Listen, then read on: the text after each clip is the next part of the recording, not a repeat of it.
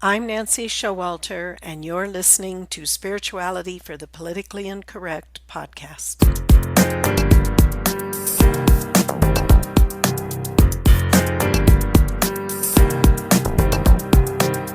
Welcome, all radical paradigm shifters and creative change makers. You who dare to create a better life and a better world. Tap into the power that resides within you and use that power for constructive change.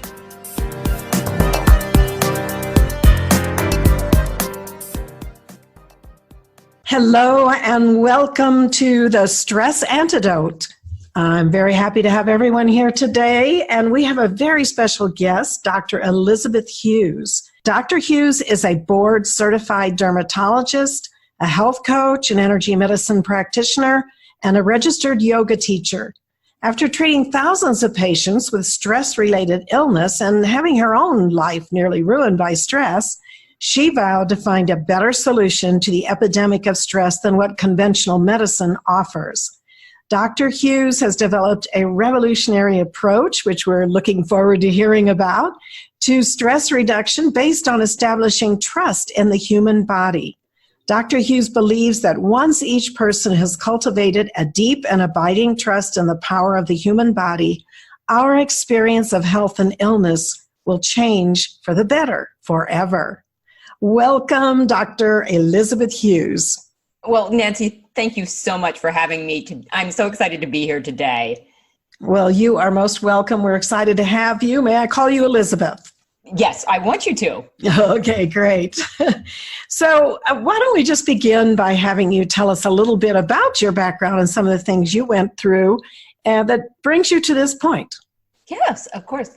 So I am a completely conventionally trained doctor and really didn't consider what you might consider the outer edges of medicine or alternative healing at all until two things sort of came together and happened all at once. And the first and most obvious is that I saw a patient have a complete remission of a chronic, quote unquote, incurable illness based on a shift in mindset. And it turns out that I facilitated that shift in mindset without realizing what I was doing. But the change was so remarkable that I had to sort of go back and ask, what happened here? Because that was a miracle. And doctors don't like to use the word miracle, but that's what happened. And so that was the external event. But around the same time in my own life, actually brewing for years beforehand, was my own collection of stress-related illnesses.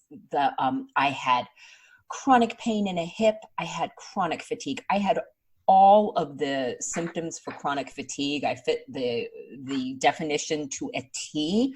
I wouldn't go see a doctor about it because, I knew nothing could be done, but I diagnosed myself.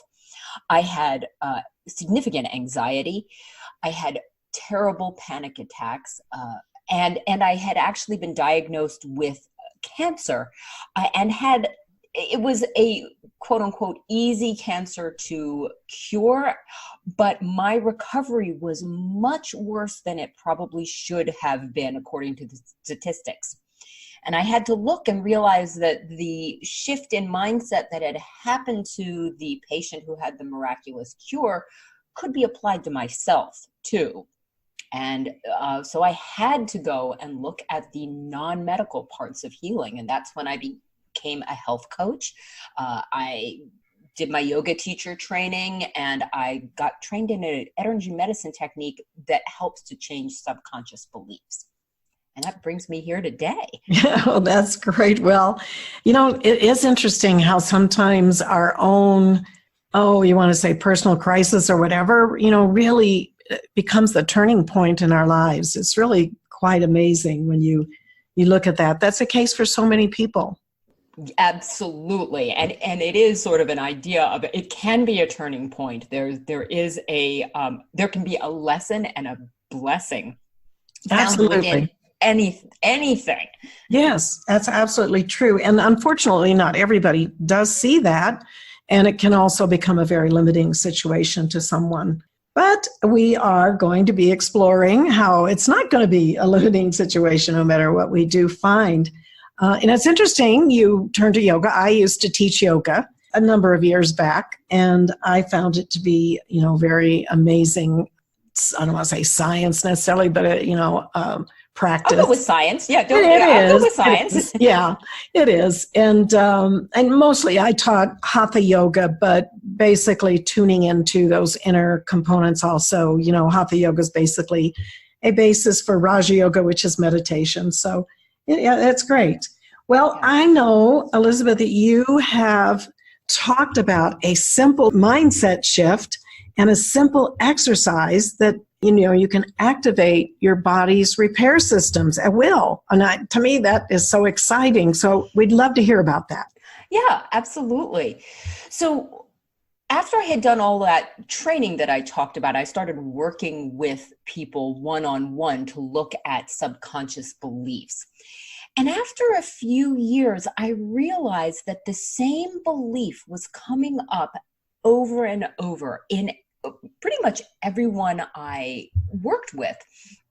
And then I started asking all of my regular medicine patients, because I still do practice conventional dermatology part-time.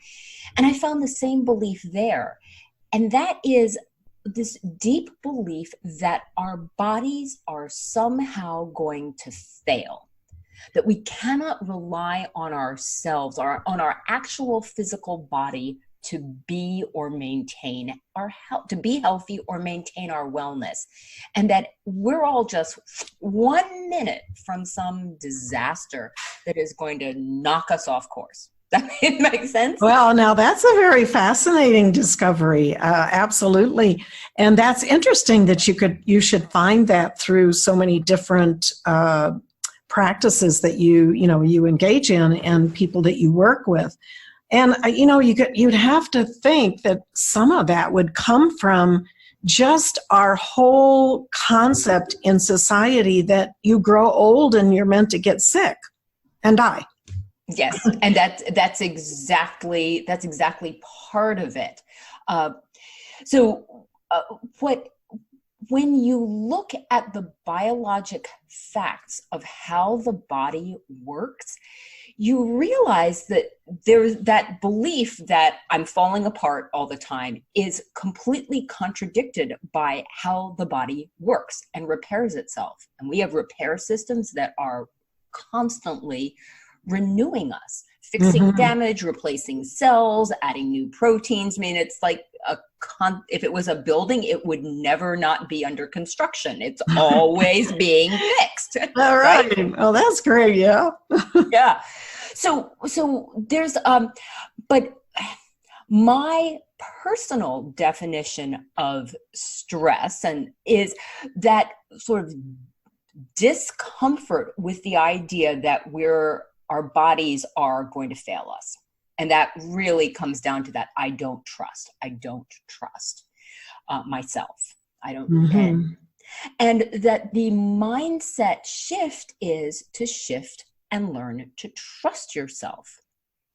And this isn't just a concept that is just in my mind. There's actually medical evidence for that mindset shift of trusting yourself being the basis for good health. Oh, that's interesting. Can you tell us a little more about that? Yeah, so there's sort of 3 different sources or ways of studying this.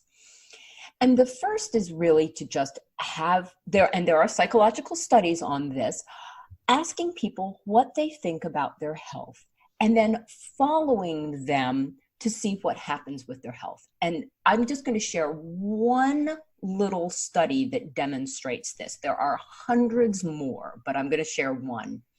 There was a study done on 300 people done at the University of Pittsburgh and Carnegie Mellon University between the psychology and the infectious disease departments.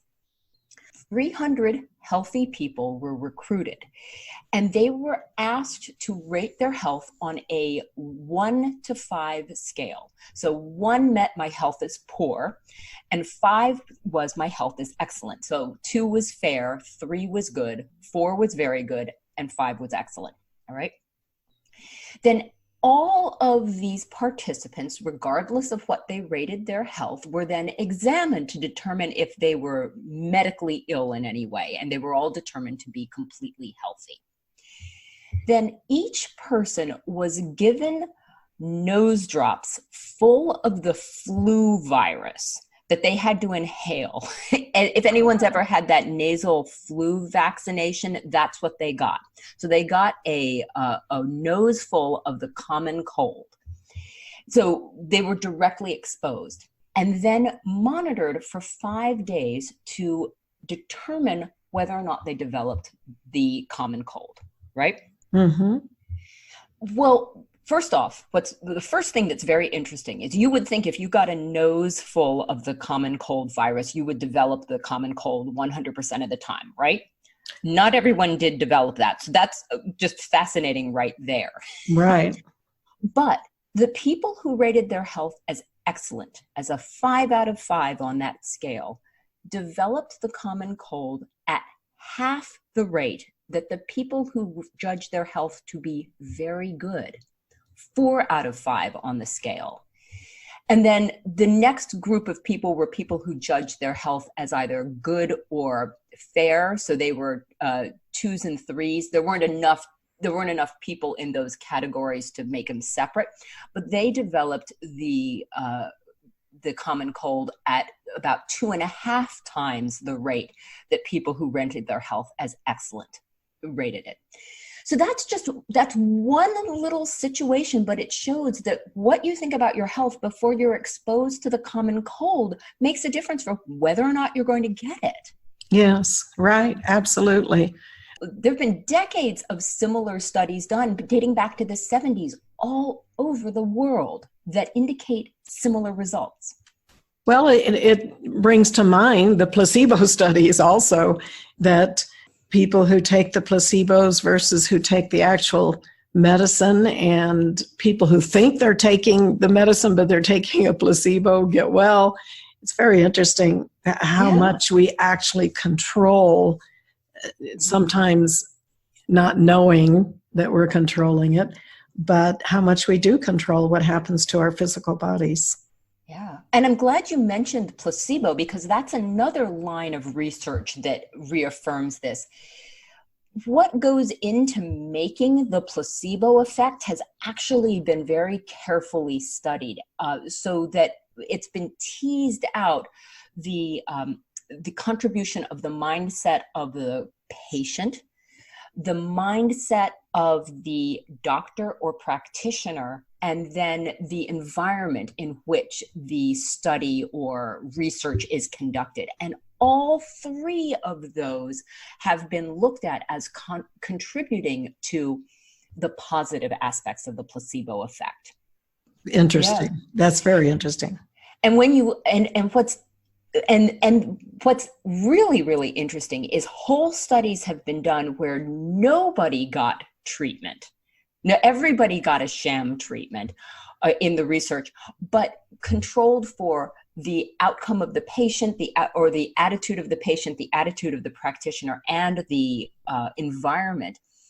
And it's shown that when the patient and both the patient and the practitioner have positive expectations, that's psychology language, which I kind of translate into trust, that is what makes the placebo effect. Mm-hmm. So that if you go in and say, we don't know, as a researcher, if the researcher says, I don't know if this is going to work, and tells the patient, I don't know if this is going to work, well, the placebo effect doesn't work as well as if the positive expectation says, this is a promising new treatment, we're going to try it, and then the placebo effect works even when nobody's getting medication. So that's the second little form of research that reaffirms this, and there's a third one too, so I can share that as well. Yeah, go ahead. Yeah, so the third line of research has to do with relationships and feeling of trust in relationships. And there's an enormous amount of biologic data on how the body responds to that feeling of trust. Now, granted, it's trust with another person involved, but really the individual person is feeling the trust. You don't have to have the trust involved with another person, but that turns off your stress response. It just does. And it activates all sorts of healing mechanisms in your body. It makes your immune system function properly. It increases your cellular repair functions. It does everything you want for health. Right. And that just brings up a lot of things from a little bit of a spiritual perspective. It's, how Einstein said, the question is, do you believe you live in a hostile universe or a friendly universe? And it really does have a huge different mindset of whether you're a victim of your circumstances and life and all these illnesses and all these things that can happen, or whether you just really believe that you are a co-creator in this world, and it's a friendly universe, a universe that supports you in a broader sense. And it also reminds me when you're talking about the mindset of the doctor and the different people that are involved, that reminds me too of, which is a little bit different from what we're talking about, but you know how they'll put like the worst students, they'll give the worst class of students to the teacher and say, these are the best above average students that produce better than any whatever. And those students end up doing just that. And it's very, very fascinating because our beliefs make such a difference in our outcomes in our life. Yeah, that was I think the beginning of the Biology of Beliefs by Dr. Bruce Lipton, describes exactly that happening in his own classroom. Yeah, it's amazing. But there's been many experiments with that over the years since that's come up as something to observe. And it's truly amazing. And that brings us to parents with children. When you hold that concept for them, that they are, they're amazing little beings, even though sometimes we could question that, but that they really can fulfill their fullness of who they are and who they're, meant to be.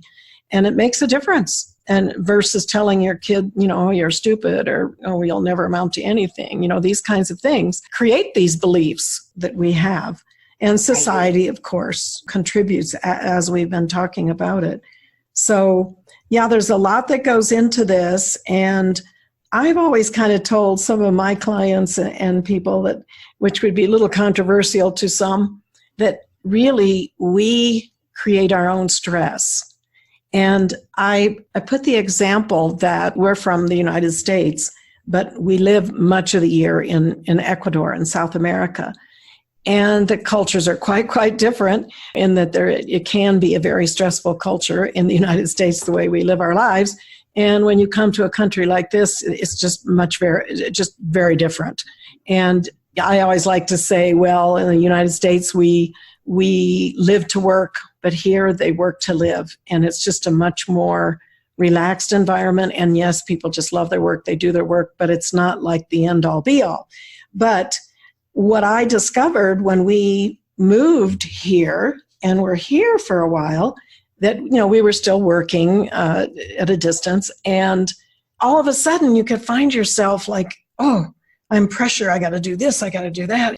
And we realized we're just recreating the same stress from a different society. There's no one putting any stress on us here. And so it's true that really all kinds of situations, like Viktor Frankl, who was in the concentration camps. I mean, yes. While others didn't survive at all, I mean, he really had a huge shift in consciousness to realize that no, you can't control your outer circumstances, but you can control your reaction to them.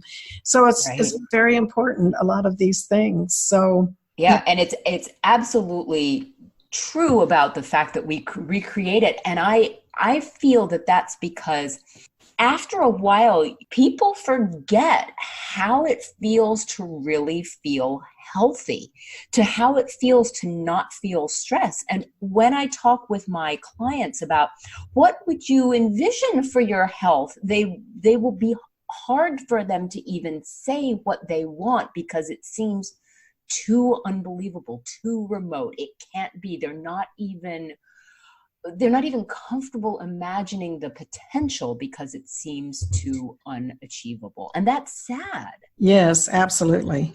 Absolutely. But I think it also goes back to, we really have to get to our core being and understand that we have the power to make decisions, we have the power to change, and we have a power to do something different from what we're doing. And I have an experience when I was quite young, in my 20s. When you go through that period of trying to find your identity separate from your parents as a teenager, and you go into your 20s. And I was talking to a mentor, a mature man, and I was going on about how I didn't want to be like my mother. You know how when you're a kid, you say, well, I'm not going to do that when I grow up. And then when you start to grow up, you're doing exactly the same thing. Mm-hmm. And so I was saying, I don't want to be like my mother. My mother was a wonderful woman. Don't get me wrong. I love her dearly. We didn't have any big conflicts at all. In fact, we were quite close. But she was a little dominating and such. Anyway, I don't even remember exactly the situation, but I do remember the lesson of the situation. And I'm going on and on. I don't want to be da-da-da-da-da. And he's listening patiently. And when I finally stop, he holds out his arm with his palm down. And he says, you don't want to be like your mother? And I said, no. He turned his palm up and he said, then don't be like your mother. And I mean, that was like a huge thing for me. It was like, who's stopping me from being something different? Nobody. Yeah. Not at all. It's just a decision to focus on what you want to be instead of what you don't want to be. Yeah. And it was a big turning point for me, and a big lesson. And I think we have to understand that we have the power to change. Right. And nobody's stopping us. Right. And that moment when this is what I truly believe about health, is that moment that you say, I am going to have a different experience than a different experience than what I'm having now, even if it quote unquote seems impossible. That's when you actually start getting better. Yes. And there have been many stories also of people who they're bedridden, ill, and for years. And then one day they finally decide, okay, I give it up, I surrender, whatever, and they just go, they accept the reality of what's going on instead of resisting it continually. And then they get better. Right. And this is totally opposite what we're taught. We're taught we need to push and work and move against. And so you get used to that resistance, which is, of course, stress. I mean, on a physiologic, how the body works basis, that is stress. Yes. That's the way to get better. And it's not. The body functions, again, on a biologic basis better when you are more relaxed, more trusting in the fact that things can change. Right. And tuning into your body to let it tell you what you need. Yes. And not pushing against it. I mean, there's no question that as we get older, our bodies do change. There's no question about that. But I have noticed, with people I work with and such, that at a certain age or a certain cycle in life, maybe not even a certain age, but there's a point where you have to make a decision. Are you going to go down the road of being an old person who, is going to follow into the old person category of, the rocking chair and all kinds of illnesses, and just because that's what we're supposed to do, we're supposed to get old, decrepit, and die? And you see this decision mentally being made by people.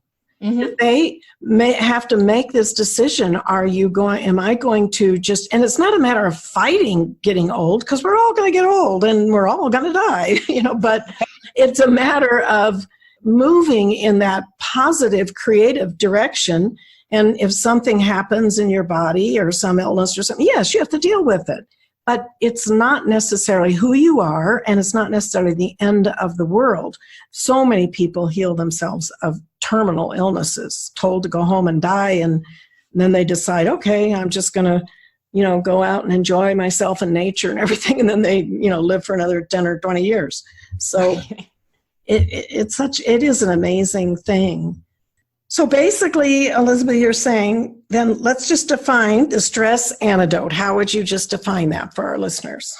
So I have a four-step process that I use to get that feeling of trust back and solid in your body.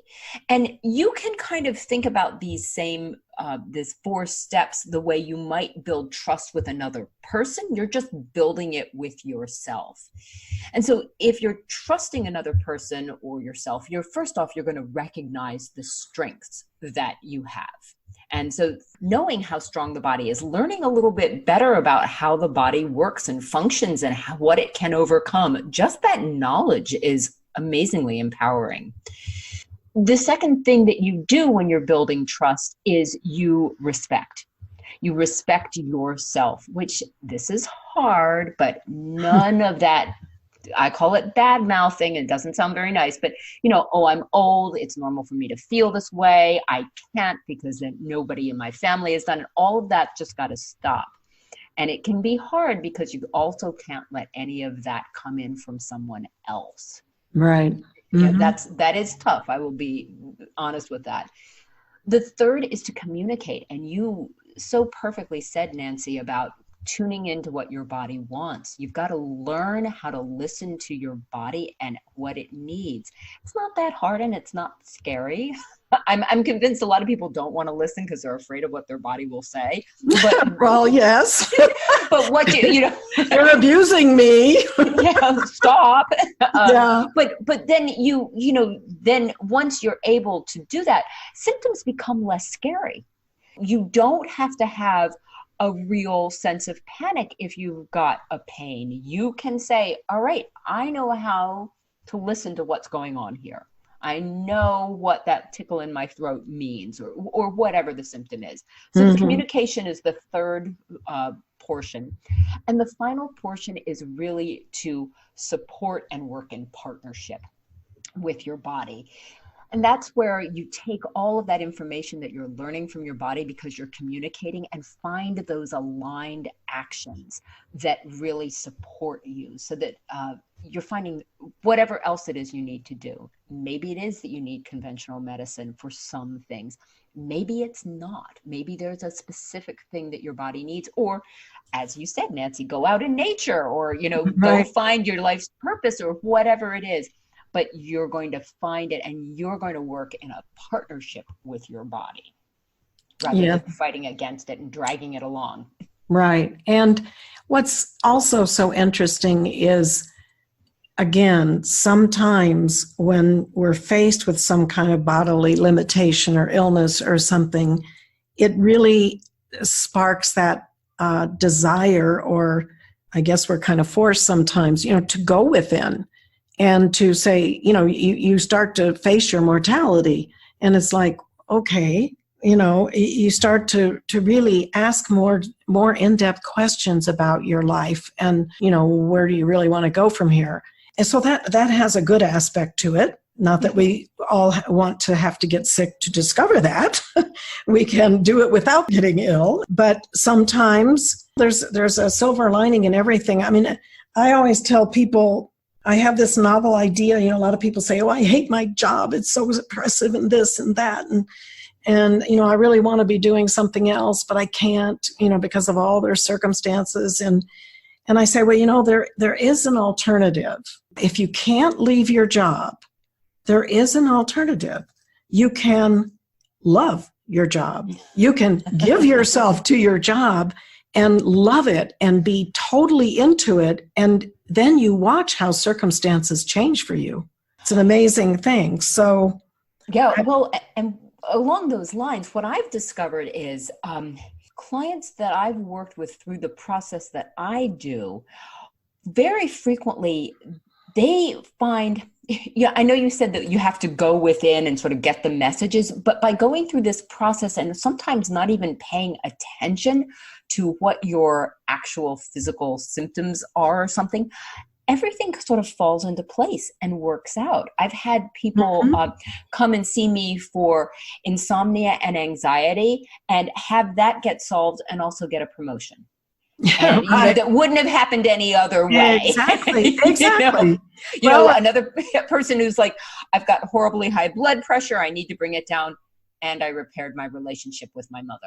And, you know, we're speaking again. And you're like, we didn't even have to tackle that head on. It just happened. Exactly. Yeah. It's kind of like the cause and effect. Sometimes you can work with the effect to heal the cause. sometimes you have I love that. You know, you have to heal the cause before the effect appears. So it all kind of depends on our situation, you know, and where we are and how all things work together. So very good. Well, thank you so much. Is there any parting message you'd like to say, advise to people about this stress antidote for them? So trust yourself. You are amazing. And whatever it is your body is throwing at you, you can handle it. Very good. Very good. Now, I know, Elizabeth, you have a website link, elizabethhughesmd.com, right? Yes. And tell us about the free gift for our listeners. So there's a stress antidote guide that's available there. Oh, great. And that is at your website? It's at my website, or you can just go to thestressantidote.com.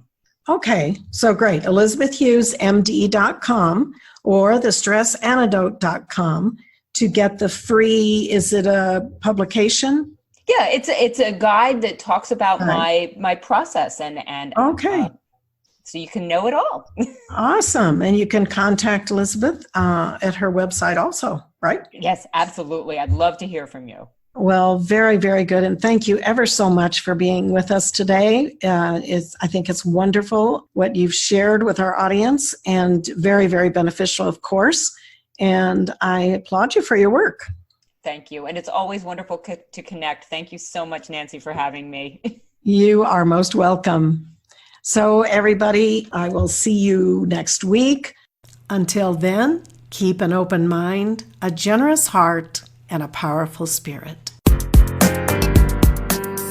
Thank you for being with me today, and if you enjoyed this episode, please subscribe, download, and comment. I'd love to hear from you, and your support is much appreciated. And don't forget, go to nancyshowalter.com to get your free electronic copy of my book, It's Okay to Be Rich, The Entrepreneur's Guide to Increased Wealth and Personal Mastery, endorsed by T. Harv Eker. And my free mini course, How to Speak Your Success, the shocking truth of how your words impact achieving your goals. I'll see you next week.